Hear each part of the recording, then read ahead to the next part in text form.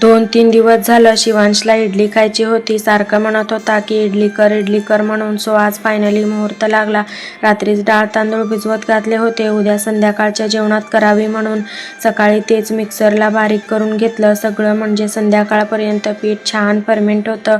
छान बारीक करून ठेवून दिलं आणि डायरेक्ट संध्याकाळी आधी तर थोडासा मस्त असा चहा ठेवला आणि इकडे तिन्ही डाळी मिक्स करून घेतलं सांबरसाठी आणि सांबरला लागणाऱ्या सगळ्या भाज्या पण कट करून घेतल्या आणि कुकरला लावताना त्यात थोडं हळद आणि तेल घातलं म्हणजे डाळ लवकर आणि छान शिजते.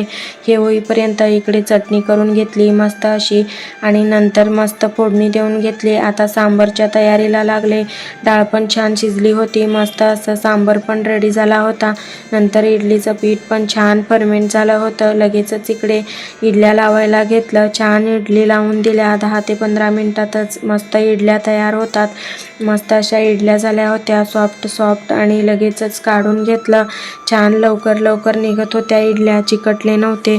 नंतर मस्त शिवांशला पण खाऊ घातलं. याला ना इडली खूप जास्त आवडते, त्याच्या एक्सप्रेशनवर समजलंच असेल तुम्हाला. व्हिडिओ आवडल्यास लाईक शेअर सबस्क्राईब करायला विसरू नका. चलो बाय बाय.